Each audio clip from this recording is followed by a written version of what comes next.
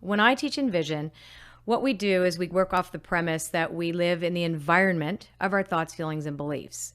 So the unconscious, because we have something called eco-consciousness, knows if we want to have a conversation with it, since it doesn't speak English, Chinese, or German, that it will deliver a conversation with us if we require it to, which is what active imagination is, to show us our thoughts, feelings, and beliefs in environmental terms. So that's how my process works. You start to see yourself as looking at a landscape or a place you inhabit.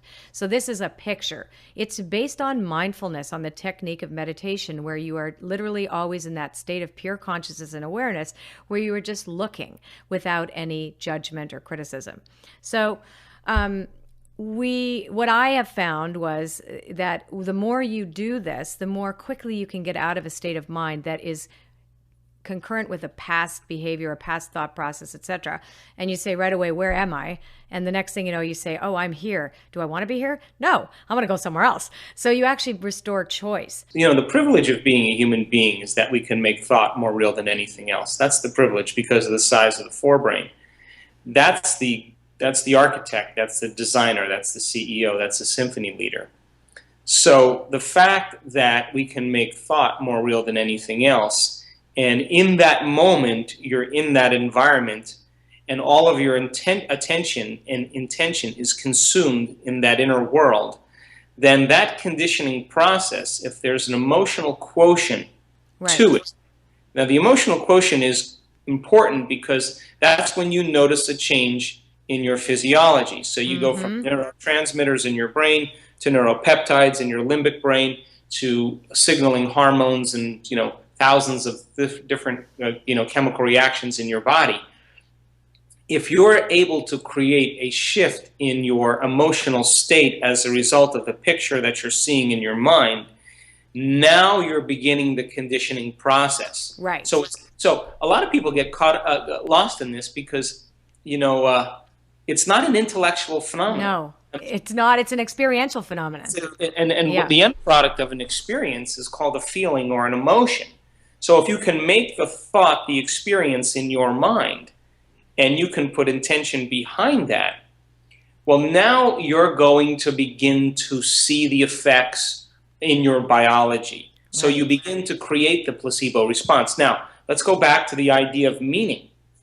Because meaning is an essential element in your interpretation of what's taking place. So if you're embracing your life from the same level of mind every single day, then you as the quantum observer are assigning meaning to the same reality and putting your intention behind it. And of course, because of free will in the quantum model, it basically says that you're reaffirming your life to be exactly the same. If you take a group of maids, they did this experiment where they took a select group of maids that were very physically active, and they followed them around for a period of time, and I think it was in Texas. And they found out that these maids had worked so hard every day that they exceeded the Surgeon General's requirement for exercise. So they divided them into two different categories, and they said, okay, you keep doing what you're doing and working. And they took the other group and they said, when you exercise, you guys are actually exceeding the requirement for the Surgeon General. So you're burning more calories than you're eating, and you should be losing weight, and your lean body mass should go down, and your waist size should shrink, and your heart rate should change. These are all the benefits of exercise. Now, the maids for the next month did exactly what they always did. But the maids that understood what they were doing, and they had meaning and intention, and knowledge behind what they were doing, of course, lost weight, of course, had less body fat, had lower heart rate, because once you assign intention and meaning or purpose behind what you're doing, you produce a greater result. So the interpretation then of every single day, looking for the jewel in what we're doing and then assigning meaning behind it and keeping our intention on that future, allows us then to produce greater results. That's another element of the placebo.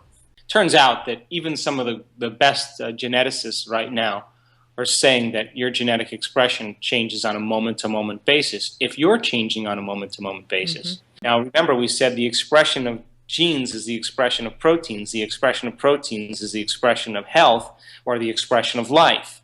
So then stress hormones and primitive emotional states of anger and hostility and aggression and fear and anxiety and pain and suffering and hopelessness, powerlessness, those emotional states that are connected to those primitive stress hormones tend to really shut down gene expression.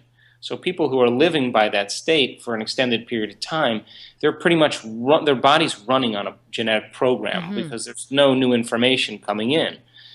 But when we begin to change our internal states, and the insight or the realization has to be coupled with a strong emotional charge, an energetic charge. I like to use the words energetic because the person who's drinking strychnine is not moving into an emotional state. They're changing their energy. And the decision, when we make a decision with such firm intention that the amplitude of that decision carries a level of energy that's greater than the hardwired programs in the brain and the emotional addiction in the body, and the body begins to respond to a new mind, that moment is an experience that we never forget. And that's the moment, literally our past disappears because neurologically and biologically and chemically and genetically, you're literally restructured in a matter of seconds. So then we have to go through this process, and the discomfort that we feel once we understand that is the death of the old self, that we can resurrect the new self with a new state of being. Then if you're consistently reminding yourself of all your problems and all your conditions and all the things that could go wrong, and analyzing, you're actually, in our research, we saw that when we analyze our life within the emotion that we've memorized, we actually make the brain more unhealthy. Yeah, so we anchor it. Yeah. So if we use the ego to try to change the ego, or we use the brain to try to change the brain, or use the program to try to change the program, we saw what happened in people's brains. That they actually got more out of balance. So then we accept suggestions in our brain. The thoughts that we accept that are happening behind the scenes of our awareness are only equal to the emotional states that we're living in. So we're more suggestible to thoughts that are equal to the emotions that we're living by. So then if you're a pessimist and you're unhappy and you're negative, the thoughts that you're going to entertain, you're going to accept as true, are going to be equal to the emotional state. So now all of a sudden that's changing, and your body, which has been conditioned, is craving those emotional states. But if you would have to agree then, if you could change your emotional state every single day, and those emotions then would drive new thoughts, you should auto-suggest or be more suggestible to new thoughts based on those new emotions. And that's really what we talk about in the book. So then by cultivating new emotional states and allowing how you feel to drive a new set of thoughts and being suggestible to those new thoughts means you're taking care of your past. You're taking care of the old. And you're not just a victim, like, when is this going to end? This is the point I'm trying to make. Most people in the midst of change, they're going, oh, when is this going to end? This discomfort, when is it going to be over? When is it going to be over? And they try to preoccupy themselves with everything in their external environment. They will wind up making the same choices sooner or later. But if you knew the inner environment could become as real as the outer environment, truly, and you were able to, instead of being a victim, all of a sudden be a creator, and saying, okay, look, I'm going to give my body a taste of my future. I'm going to give my brain and body a taste. And if I put my conscious mind on this result, then my subconscious mind should bring me there. And I'll have the willingness to practice this every day, to remind myself of who I no longer want to be, remind myself of who I do want to be. And I'll be the experimenter in my life. Let's see if I get some feedback in my world as a result of it. And if I don't, then there's some emotion that I'm holding on to, or something I'm unconscious to, that I have to bring under the microscope and say, is this part of my future? I mean, if do we I want it to be? Exactly. Right. If I want to, look, here's the model. If I'm going to be wealthy and abundant, I can't feel lack. If I'm feeling lack, then I can't create a future. I mean, gold only creates gold. Lead doesn't create gold. So people all of a sudden throw their everything out with the bathwater, and they say, it didn't work for me. Well, no, you didn't work for you. For it. Because, or it. The it is you.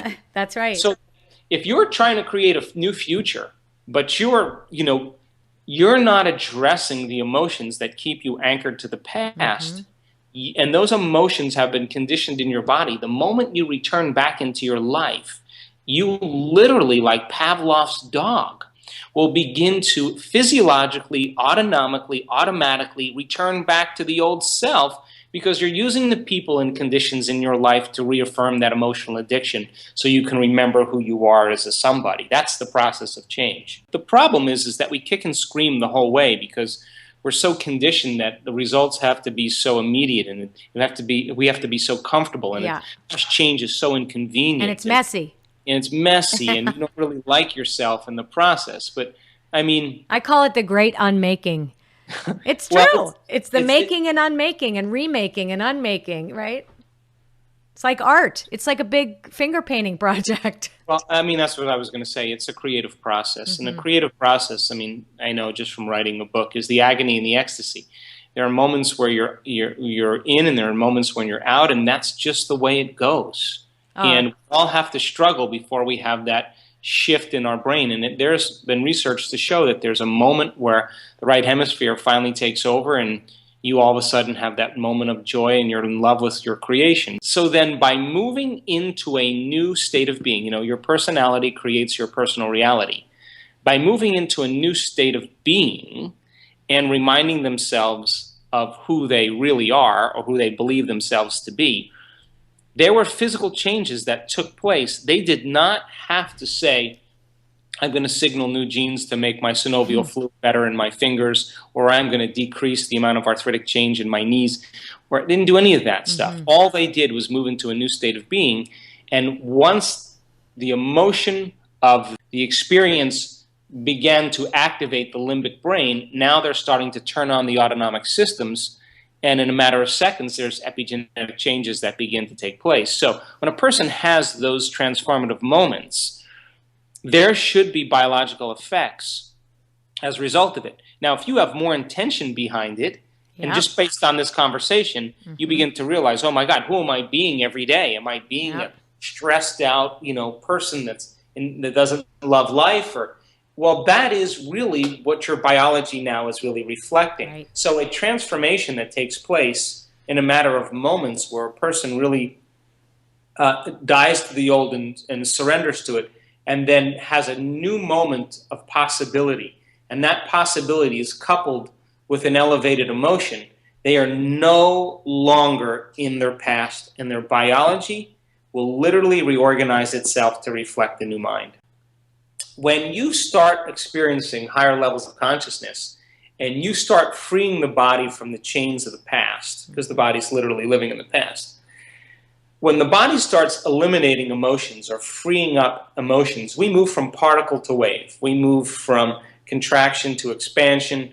We start elevating our energy. And that energy literally leaves certain parts of the body, and it travels up the spinal cord. And when it reaches the reticular activating system, there's a little switch in there called the thalamic gate. And once that information is traveling from the body and it opens that gate, all of us, we've seen this in our studies in our advancing workshops.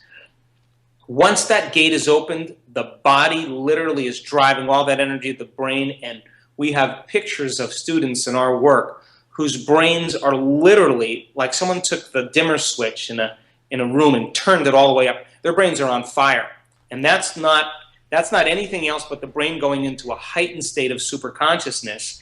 And all of a sudden, that energy that's normally pressed down in the body is now being amplified in the brain. The moment it reaches the brain, it starts intercoursing with the pineal gland, and the pineal gland sprays out all these wonderful neurohormones to sedate the ego.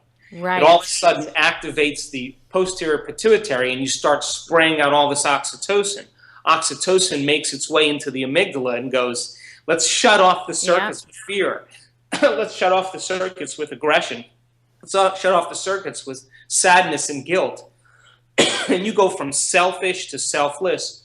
I call that the natural state of being. Now, getting that reticular activating system to open up after years of conditioning, after years of unworthiness, after years of fear, after years of whatever, is an act of will. It takes a constant act of volition to be able to make that transformation. That's the alchemist taking base metals and turning it into gold. We're taking primitive emotions and turning them into elevated emotions. And it requires, on our part, a certain amount of effort to do that.